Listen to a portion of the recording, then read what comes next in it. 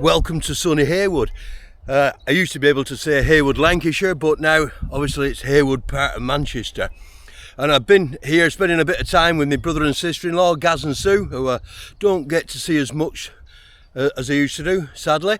But we've had a good couple of hours together, and Gaz has brought me around to look at some of the mining remains, because he was born and bred in Heywood.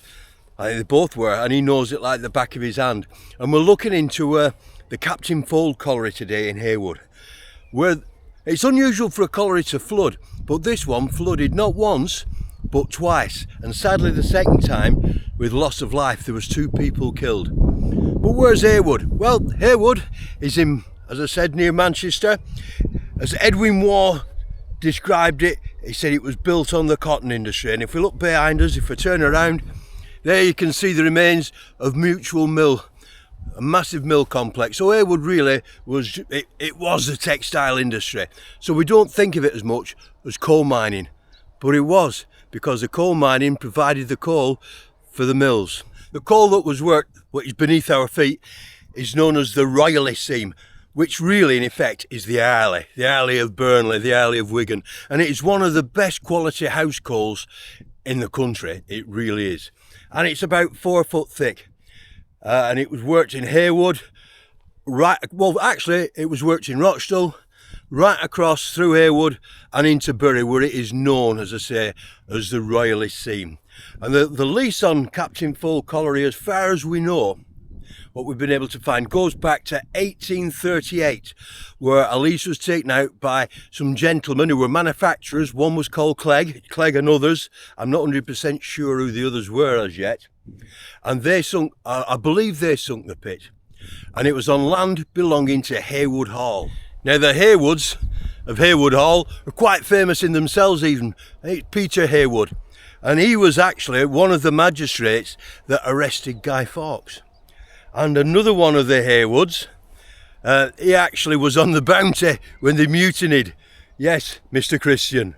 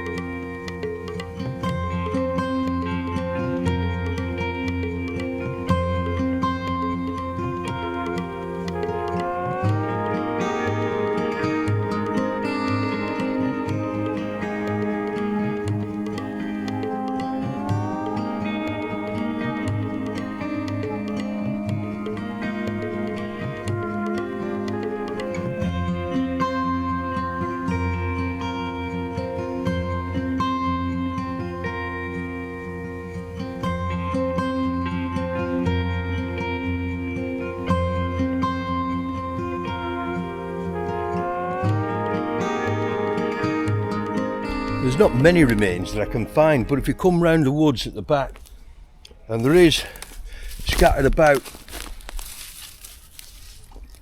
bits of coal sort of in the in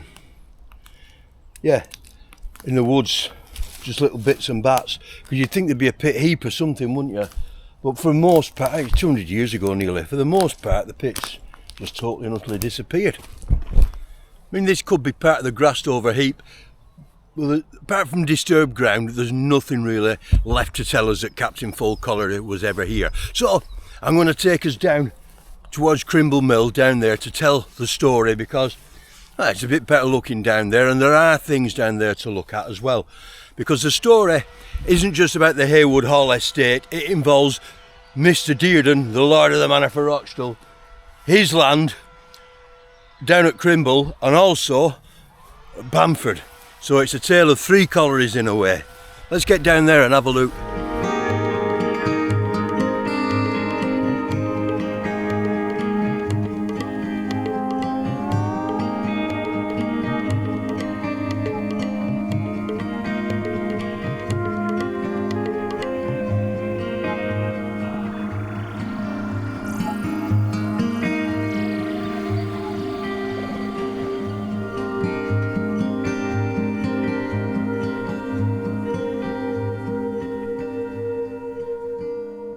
So this is where we're going to start our story, if you will. We've got Crimble Mill in the background, all scaffolded up. It looks like they're going to make that into flats and apartments, and if they do, it's going to be really gorgeous. And we're down here by the River Roach. Now, we have an old plan of Crimble Colliery from the 1790s, and it was owned by James Dearden. And this is where it was on this location, this sort of flat ground behind me. There's nothing, I've had a wander, there's just nothing left at all. There was certainly a drift here, and there was a shaft called the Diggle Pit. And there was various houses knocking about as well, but like I said, you can't see out now. But we are going back to about off the top of my head, 1797. But pertinent to our story on Captain Fold is the other side of the river. And on that plan of the 1790s, it shows that there's actually a bridge across the river here, leading to an engine pit on the other side. Now, that engine pit, I located another map, and it's on one of the old tithe maps, as is this shaft on this side, but the pit on the other side is on another plan, and it called it Old Bob's Pit. And I thought, Old Bob's Pit. Who was Bob? Nothing to do with Bob. Instead, what it is, it's a pumping engine. Because the old pumping engines, even back from the what they used to call bob gins that they used around the Naworth coal field an awful lot, water wheel powered pumps, they bobbed. A bit like what you'd see on early oil wells, you know, when you see old films with the Texas oil rush kind of thing, those pumps there, they bobbed up and down, so they got the name Bob. So when that is called Old Bob's Pit, what that means is that was the pumping shaft. And it's a little bit like going to Oldham, where we've got the Fairbottom Bobs, the very famous Fairbottom Bobs over there.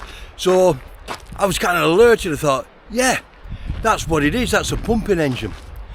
And it labels it on that old plan as engine pit. Now, we're not 100% sure exactly whereabouts it was, but it was down in this location. And I think this is involved in our later story, as we shall get to. So let's get back to Captain Fold, and what are we on about? What is their history? What are the two inundations? Well, what better place to talk about an inundation of water than down Bit River? So let's investigate a bit deeper. Old Bob's Pit, or Bob Pit, as you can see on this plan. It's a plan of Captain Fold Colliery. There's not a really good plan of the pit at all, but this tells us a lot of information. Bob Pit, 26 yards deep, so we've got the depth of the shaft, and here we can see the old Crimble Pit, the Diggle Pit that dates from 1794 on that plan. And I wish I'd noticed this before. Can you see the two roads? And I mentioned on the old tithe map a bridge. Well, that's obviously where the bridge was. So Bob Pit, a pumping engine. More than likely, we haven't got the proof. We haven't got the documentation, but we're surmising quite rightly, I think, that it's a Newcomen engine. Good old Wikipedia. Here we see Thomas Newcomen, 1712, he invented his fire engine, or the Newcomen atmospheric engine. And we've got a lovely diagram here. And can you see now why it's called Bob? Because it bobs up and down. And we've got a lovely diagram of how it works. And here we are on a map, a plan of 1836 from a dispute we're going to talk about. We've got the buildings and the infrastructure there for Old Bob's. Crimble Pit there on the other side, and here we have it on the 1838 tithe map. We've got Crimble Mill here, the bridge that we can see today, or the location of the modern bridge, and here is where the old bridge must have been, the old Crimble Pit. And again, we've got Old Bob's, and it isn't that interesting roundabout. Obviously I don't know what that is, I don't, but it's there on the tithe map. It was still in existence, and it's on the First Ordnance Survey map also. And of interest, I think, on this is obviously the water is being pumped up out of here. It's going down there into that sort of inset we see onto the river. But I think maybe going forward, the reverse can happen if the river is in flow or in flood.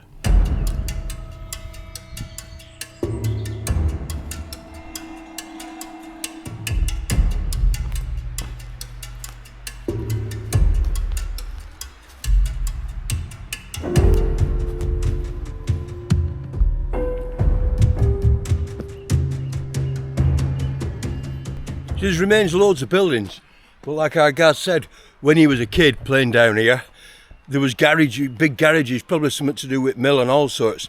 So where the actual bob was, where the engine was, it's probably long gone. I dare say, by looking at stuff on the Coal Authority, you could pinpoint the exact location. But as far as I'm concerned today, we cannot really find it, but it was here somewhere. So what's our story? Well, it is interesting actually as well. Side point, on the other side of the bank on the river, where the Crimble pit was, you can still see iron car coming out of the river bank. We'll have a look from this side. And this is where the pit was roughly. I mean, we're going back nearly 300 years, aren't we? You know what I mean? No chance of finding out. But we've got that car water there. Who knows if they had a drain into the river there or not. But we do know they had a drain on this side. Not a drain as such, but from the old Bob pit, there was a channel cut into the river. Probably, well, to let the water away, no doubt. And that is key to our second story. But let's talk about the first inundation. The pit was leased, Captain Fold was leased round about 1838, thereabouts, by Clegg and others. They were manufacturers, more than likely cotton manufacturers. A lot of cotton manufacturers had their own pits because their two biggest expenses were wages and coal. So if you had your own pit, yeah, you've got a bit of an outlay, but eventually you start to cut out the middleman and the price of fuel drops. So they sank. Well, I'm saying they sank, it could already been there, so scratch that. They started operating the Captain Fold Colliery. And what they did, the angle of the strata, I don't know for sure, but it's quite steep and it dips from Crimble here, if you will. We're nearer the outcrop here, and it dips under Heywood. So where the Captain Fold pit was to the dip of Crimble, which is very important, and it was also to the dip of a colliery further down near Queen's Park called Bamford Colliery.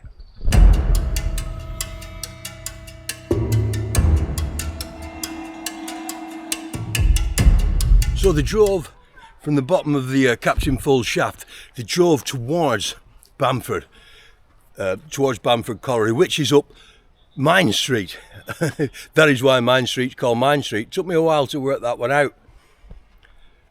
But what they didn't know was Dearden, when he opened Bamford Colliery, I don't know. I haven't got a date for that. It possibly closed, more than likely we think, about 1842. But he had encroached, he crossed the boundary between his land, because he's the lord of the manor, he can do what he wants. Everybody did it, they all poached. He crossed the boundary into Heywood Hall Estates land. And he'd worked some of the coal, not a lot, but a bit. And then he'd taken the pillars out, as you do, to hide all the evidence. It had fallen in, and then it had got flooded. And what he did, because he had a pumping shaft, according to the court report, he lifted his pump trees. Now a pumping tree is basically, how would you describe it? It was the pipe up which the water went, made of wood, hollowed out, viz a tree. And he lifted his pumps up by 18 yards. So without a plan, it's impossible to see what he exactly did. But that old gob that he left, where he poached the coal, was now well and truly flooded, and he wasn't pumping right down there in the bottom, he was pumping from a higher level. So the owners of Captain Fold set off, driving out roadways that way, developments up to their rise, Dearden's Dip, and when they got within 3 yards of their boundary, it says, they hit these old workings, somebody put their pick through and was engulfed by water from what Dearden had pinched. So the pit was drowned out for the first time. So it all went to court, as it would. And Dearden was obviously found guilty of poaching. And he paid compensation for the poaching. But what he wouldn't pay compensation for, and what he wouldn't do, is pump the water out. So the Captain Fold Colliery was still stuck then with flooded workings. Or they were refusing, let's put it this way, they weren't going to start pumping it.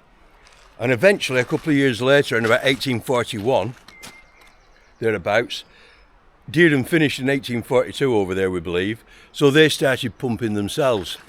And then they took Dearden back to court for compensation for the cost of the pumping. So that was the first inundation. Now, whether that company, Clegg and Co, Clegg and Company, friends, gentlemen, whether they carried on, I'm not 100% sure. But the pit then ended up in the hands of the Heywood Coal Company. Could have been the same men for all I know as yet. But then again, it mightn't have been. And we're getting into the 1850s. We've got a couple of fatal accidents at the pit that are reported in the paper. Roof falls, killing 1 or 2 people. William Lomax, he was aged 40-ish. And he got caught by a roof fall and he wasn't expected to survive, neither as well. There was another incident, I'll put the date up, to do with a strike. Now, I've just been doing an awful lot of research into the 1873 strike in Burnley. This is before that, obviously. And it looks to have been, I've only been able to find out a little bit about it, but it looks to have been a bit of an extended strike. And it seems to be to do with the union, and men wanting to join the union and the coal owners not having any of that whatsoever. So what they tended to do was turn out or lay off all the union men, which then led to a total turnout of the pit where everybody went out in support of them or because they wanted the union. At the time, the underlooker was called Joseph Gott, and he was doing what they always do. He was sending off to Yorkshire, sending letters into Yorkshire, trying to entice men to come and work at the pit and take the place, basically, of all the guys that were on strike. So they'd have nothing to strike about because they had no jobs anymore. So we need to find out a little bit more about that incident and how it ended up, because as yet we know nothing. So let's get ourselves into the 1850s then, and what occurred with the second inundation. Quite a bad one. Now, from the records we've got, the incident happened on a Tuesday, and quite possibly on a Tuesday evening. And at the time, there was 30 men working underground. From what the inquest and the accident report states, it said what actually happened was water broke in from the River Roach, which is where we're at here down at Crimble. But how did the water from the river get into Captain Fold? Well, there was old workings there, and the newspaper said these workings were so old that nobody alive could remember them ever being worked, but they knew that they were in existence. Now, I'm wondering if they're from the old Crimble pit. I really do wonder that. How did the water break in to the workings? Because these old workings got flooded by the River Roach breaking in. And talking to Gaz last night, and a guy down here called Chris who we met, he says he remembers down here many times the Roach breaching the bank. So did it breach the bank and the water go down the old Bob's pit? Or were there other old workings that the river broke into? We're not told. But anyway, that's what happened. The river broke in. And I think it's possibly the old Crimble pit that they broke into. Anyway, we're getting ahead of ourselves. They knew these old workings were there. And so, as a matter of precaution, what they were doing was drilling boreholes ahead of their advanced workings to see if they were rolling into any old workings. You know, so you drill a hole 13, 14 feet, whatever, in front of you, and if there's no you don't find anything, well, you carry on going. And they were drilling holes in regular patterns, and they'd found where a lot of these old workings were and managed to avoid them. But by the time of the inundation, they thought they were relatively safe and away, so they weren't drilling as many holes as they usually were. However, when the mines inspector went in to check after the incident, he said there'd been 4 holes drilled. He could see 4 holes in the location, but previous to that, there were lots more. The inquest was held at the Dog and Partridge, so we'll take our evidence from there. Now, the first person, there was only 3 witnesses actually that were interviewed. The first one was John Smith, and he was the underlooker, or what we would now today, we won't call him anything today because they don't exist, we would call the undermanager. He was in charge of everything underground, and he was the first to give evidence. The other person to give evidence was a drawer by the name of George Pollard, who was 19 years old. And the only other person to appear on the stand was the mines inspector, Joseph Dickinson. We get a bit of interesting information from there, because it said that Joseph took over from another mines inspector, which I didn't realise, because I thought Joseph was the original Manchester mines inspector. Anyway, we're getting away from the story, aren't we here? And what we learned of the incident, like I said, there was 30 men underground at the time. And he says when the inrush occurred, most of the men heard it. They were alarmed, and nearly everybody, apart from 3, managed to get to a place of safety. They got out the pit alive, not a problem. You can imagine what happened when the water came in, broke in from the river into the old workings. Pressure built, and there was only a small pillar of coal to separate those old workings from the Captain Fold workings. And it's like anything else. Put enough weight on something and the pressure makes it burst, and that's what happened. That pillar of coal couldn't take the pressure anymore, and it burst and let all that water, which was still coming in from the river, so we believe, into the workings and putting the men to flight. Remember, the Captain Fold workings were to the dip of these other workings, so water is naturally going to flow downhill. Right, Dickinson's map on the subject is very, very, very busy. But he does mark on, if we look, he marks on Bamford Colliery. We can't see a lot of it. He shows some of the faults, a great fault there. And then we come across, obviously, to Captain Fold Colliery. And here we have the Captain Fold Colliery and all these different faults that he's marked on. But what Joseph does mark on, here, water broke in here, 1852. That's about it. And what you've got to bear in mind, this is where the water broke into the workings, not where it came from. It came from the River Roach. Here's the River Roach. Can we see? Crimble Mill there. We've got Old Bob's, and we've got a lot of unknown workings around this area. They diverted the river to come away from where the water broke in, but we have no idea exactly where the hole in the river was, because sadly Joseph's maps are so busy, they were for his reference only. There was 2 brothers, Ellis and Daniel Heywood. I'm not sure of Ellis's age, but Daniel was only 11, and they were working for I would say for a collier, a ewer, called Robert Kershaw, and he was aged 25. It seems a funny setup why he would have all these other lads with him, but he did, nevertheless. Now, when the water broke in, they obviously were working in a place that they couldn't hear it, but they were alerted by another drawer by the name of George Pollard, who was aged 19, and he went to the bottom of their working and shouted up there to get out and quickly tell them exactly what had happened. So they left the place of work. At the time when George told them, he had a lighted candle, but when the other 2 lads came down, and Edmund and Robert Kershaw, to join him, and they started going out, the candle went out, they lost the light. Now, had they stayed where they were, they'd have been okay, because the water didn't totally choke the workings where they were working, but they didn't, and you can't blame them. They weren't going to know that, so they did what everybody would do, run like Billy O to the bottom of the pit to try and get out. But in doing that, they were going up towards all that water coming in. Now, George Pollard lost his light. He lost the candle, it went out. So they're totally in the dark. Now, we've all been in the dark when we've got up in the middle of the night, but being in the dark, even outside, is nothing at all like being in the dark in the pit. You cannot see anything. It is like being totally blind. You can see nought. So they're in the dark. We've got Ellis, Heywood and George Pollard making their way out. What had occurred to Edmund Kershaw, we don't know. We know that George said he shouted back to Edmund, and Edmund shouted back to him. George Pollard and Ellis Heywood seem to have got out, trying to get out together.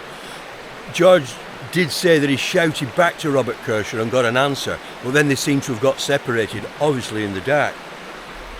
We don't know how far they travelled, and then George said they came upon some tubs, what I would call a run of tubs. Tubs all linked up, ready to go. They're in the roadway. The roadway's not going to be very big. And he said that the water had already was covering the tubs, and it was up to him and Daniel's middle. So, sorry, and it was up to him and Ellis's middle. That's how deep it was. The roadway might only have been 4 foot, you know, because that's how high the coal was, unless it was a shunt and it was a bit higher. Anyway, George managed to get over the tubs. Bear in mind, he's in the dark, it's flooding, and he would have been terrified, man. But it doesn't look as though Ellis has managed to get over the top. He seems to have stayed where he was. Now George got over the top, scrambled over them, and he managed to get up the ladder pit.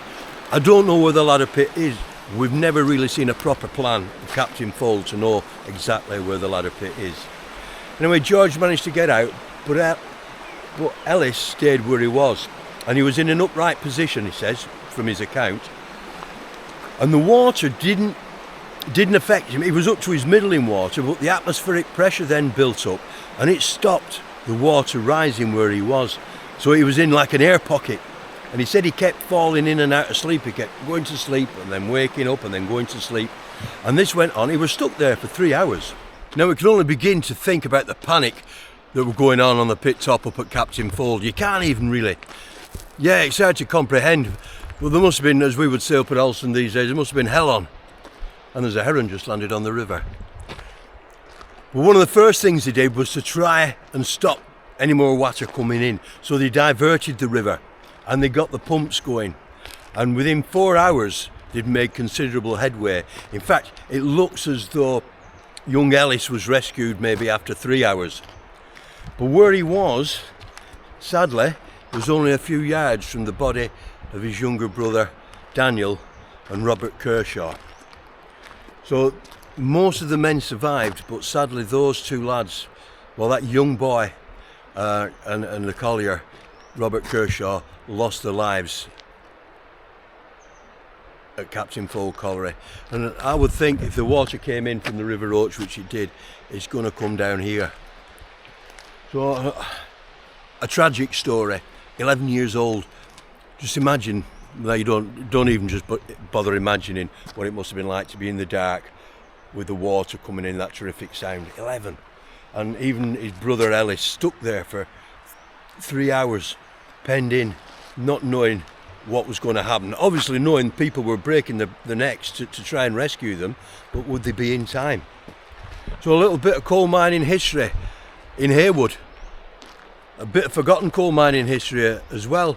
And it's not the only inundation here, is it? We've talked about the Lomax Wood inundation at Heap near Bury, and we've also got one at Birtle as well that we're going to talk about at Thornyhurst Colliery. So anyway, what we're going to do now, me, Gaz and Sue, we're going to have a wander down to Bamford, up Mine Street, and see if we can find any remains of the old Bamford Colliery. But again, the chances of doing that are a bit remote. It's 200 years and nature claims back what's its own, doesn't it?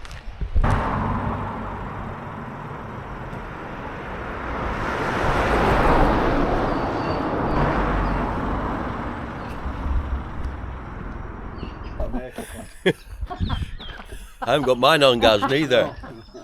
Right, we're on Mine Street. Coal pit. Coal Pit Lane, did you say? That was on all maps. Yeah. All maps of Coal Pit Lane. Coal pit lane, or pit. So I reckon this goes up to the old Bamford Colliery, which is going to be part of the story, isn't it? So we'll see if we can find anything, any of it. I don't. A gateway. This is interesting. Modern though, Gaz. With brick. Yeah, it's got brick. But that could have been put on later.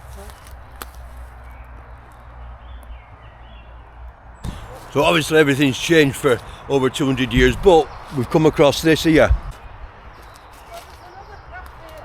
There's another what? Oh, that's, aye. So that, probably, because there's Queen's Park Road, this is possibly then the crop pit. I mean, why fence it off for now? Not just for them trees, is it? And it does look like a hollow, Gaz, a little bit, doesn't it? It's sunk in. Yeah. That's a sign, isn't it? It's there. This is it. Yeah.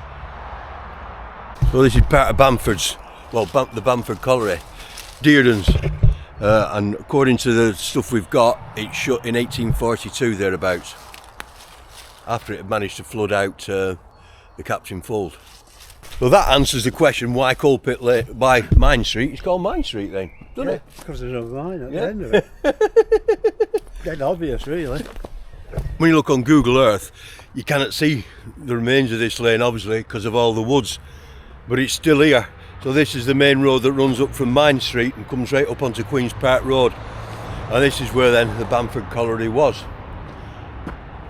So a great to answer that question. Well, it's just a side point, but me and Gaz were just saying how well made the walls are. I mean, this is a road built to last. It's well made.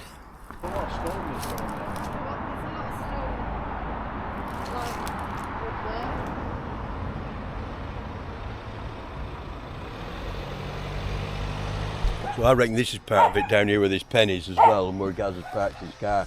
Everything's kind of gone. There's no left. So thanks for Gaz and Sue for showing us round Heywood and finding me the things I needed to find. And thanks also to everybody that's helped. We've bumped into loads of people doing this video who've been really, really helpful. And we've bumped into some people up Bamford, near the Bamford pit, and we had a really good crack with them as well. So thanks to them, and it's lovely to get to know people, and it's nice to be able to relate these stories, and so people don't forget a generation, how many generations before ours, that lived lives that were so different to ours, when this was an industrial nation and came to a bad end at times. It was brutal, it was. So thanks for watching, and I'll say ta-ra from Heywood.